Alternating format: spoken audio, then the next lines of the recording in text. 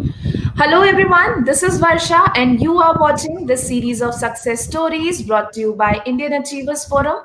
So, as you all already know, in this segment of ours, we talk about the prominent achievers of our country who have made India proud in some way or the other. So, today, in the same sequence, we have with us Mr. Dharmendra Khanna, who is the brand head and lead of digital transformation of SSIPL Retail Limited. But before we actually start the conversation with him, let's quickly have a look at a very small video telling you about what we actually do.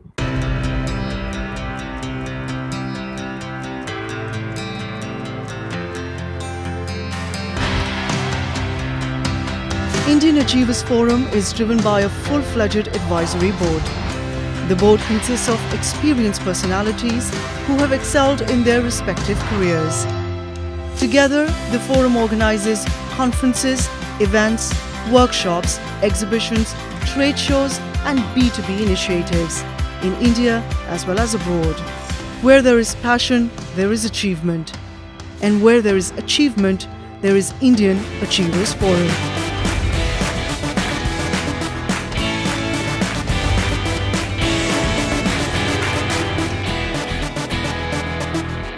Hello, Mr. Dharmendra, how are you? I'm good. Okay, so before we actually start the conversation, please tell us something about you, as in who you are and what you do. Thanks, Varsha. I actually right now head digital transformation and brand head of Lotto at SSIPL Retail Limited. SSIPL Retail Limited is almost 2 decades old in retail. We actually launched Nike in India, and we're pioneers in manufacturing of sports footwear in India.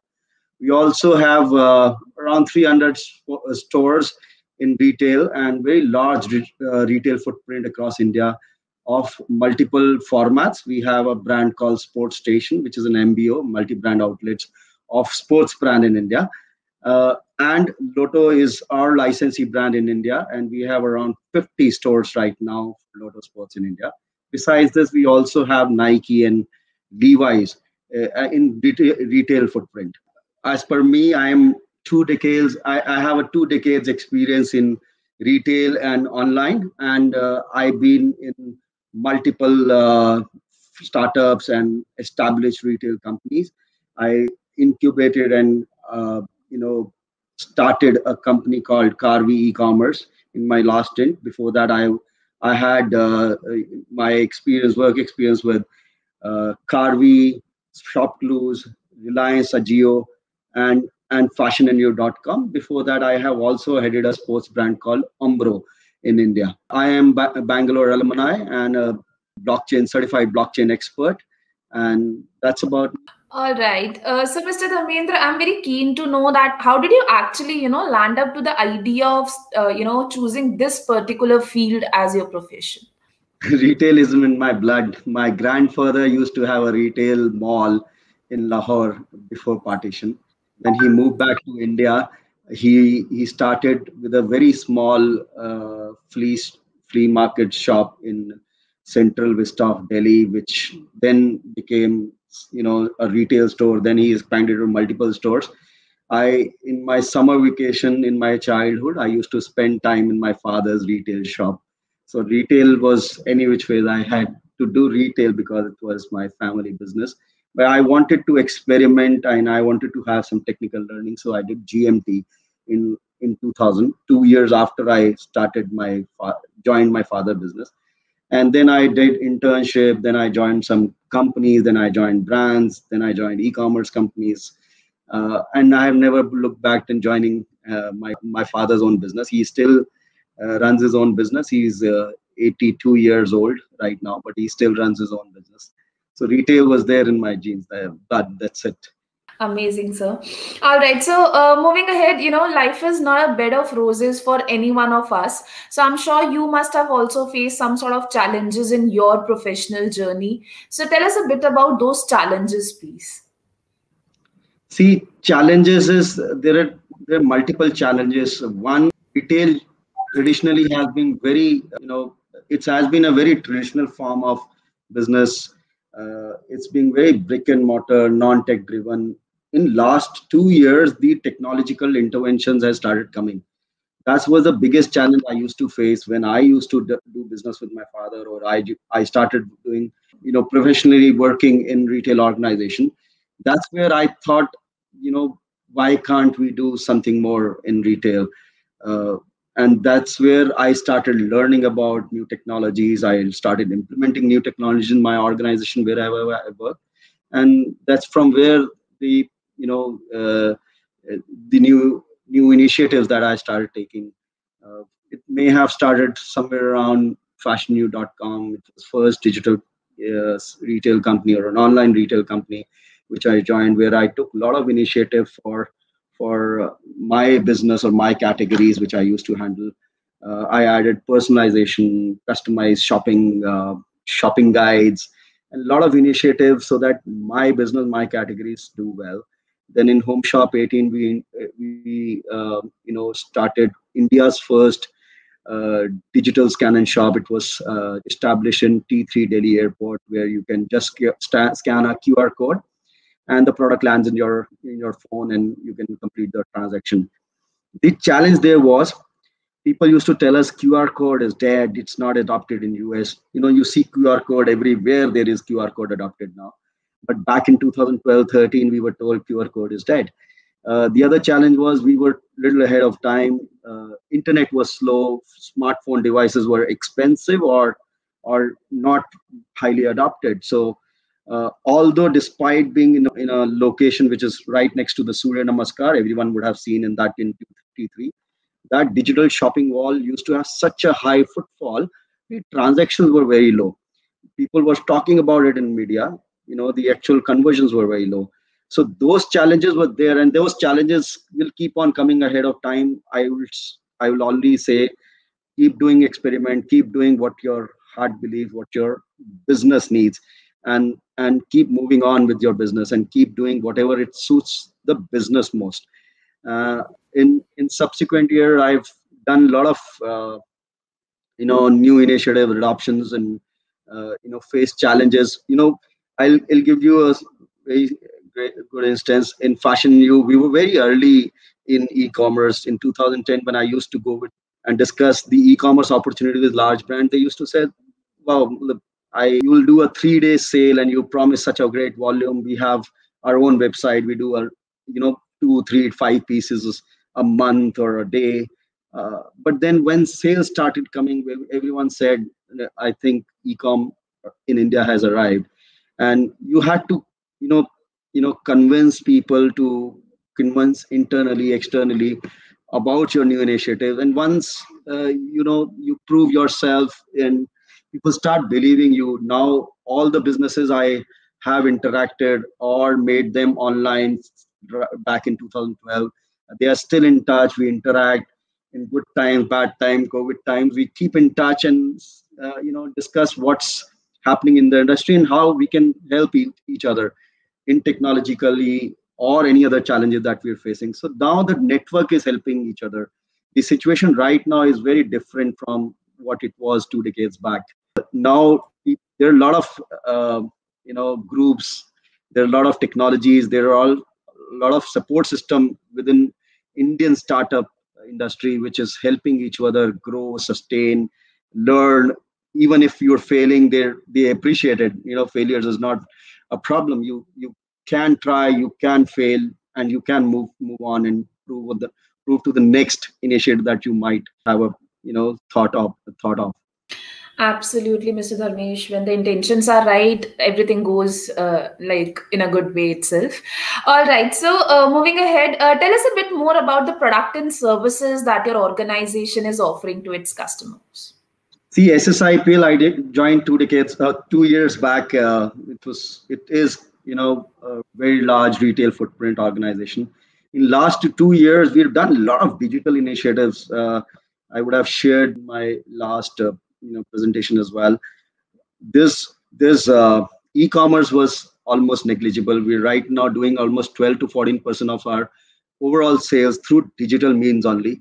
We have done WhatsApp bots. We have done video-based shopping. We have done omni-channel. Actually, every business in retail has been adopting or been trying or been flirting around with the omni-channel, but we have integrated our omni-channel in a true sense in our website, our product listed on Amazon, Flipkart, or any other e-commerce portal are all synced together, and the order hits our nearest store. It's an omni-channel in true sense that we have adopted. You can shop through digital catalogs. You can shop through the MPOS in the store in case you're a walk-in. Right now, we are in a COVID situation when there are almost no walk-ins, or most of our stores are on lockdown as well. But my sales keep on coming. There are customers who are looking for my brand Lotto. They can still shop for it. Some store which is open will fulfill that order. There might be a little delay, but the orders are getting fulfilled. And that's the advantage that we got in what integration that we did in last 1.5 year in this brand. There's a lot of initiative towards CRM. So engaging with your customer is also really, really important in these times.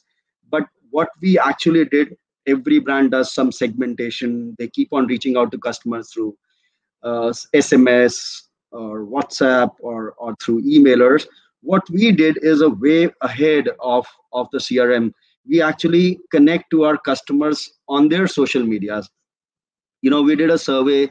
84% of the customers said they're not very comfortable on receiving SMS and emails.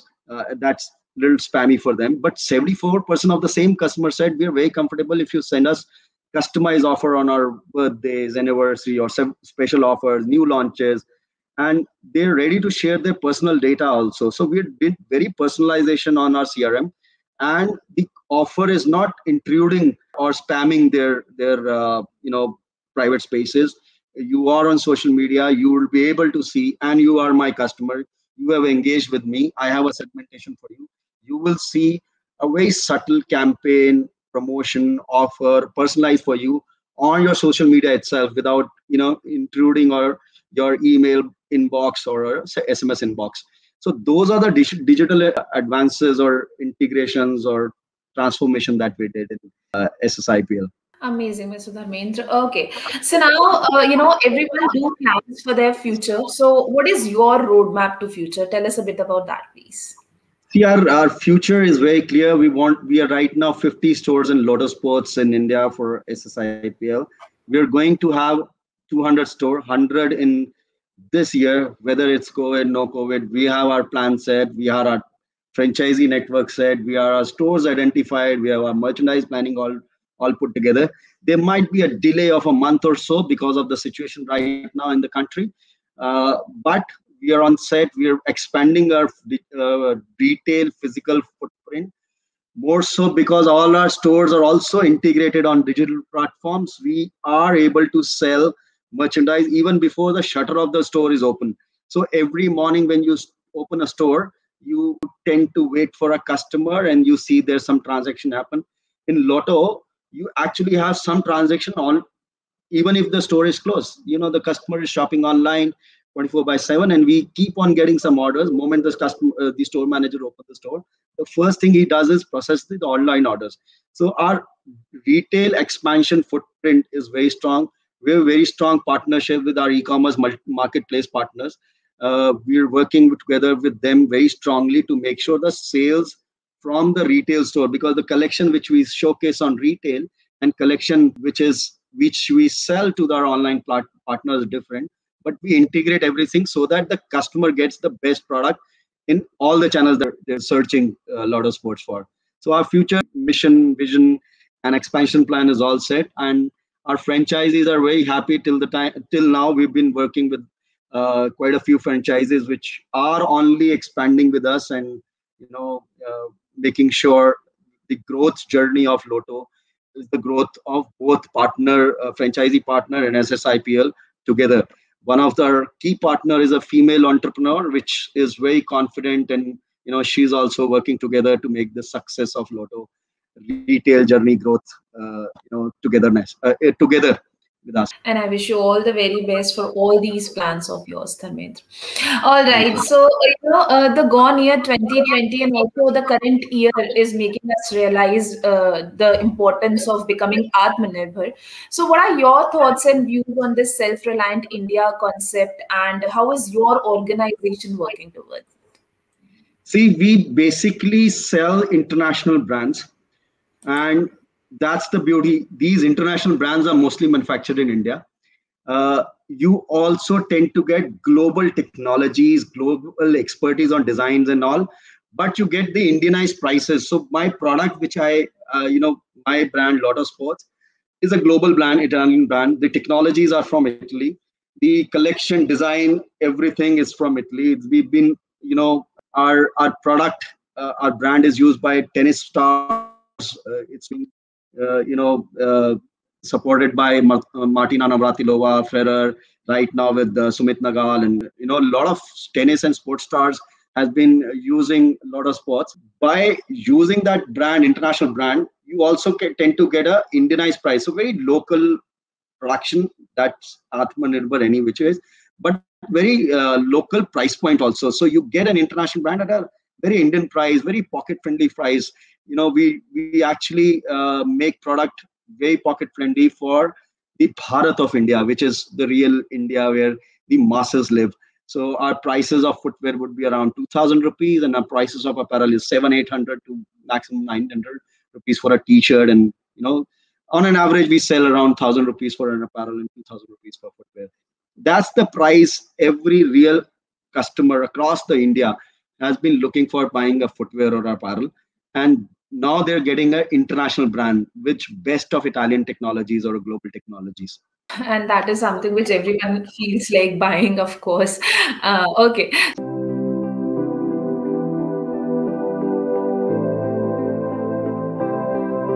So now, moving ahead, now comes one of my favorite question to you, and that is, what are your feelings on winning this Indian Achievers Award? Like, how was your reaction? What was your reaction? How did you celebrate it, the news and everything?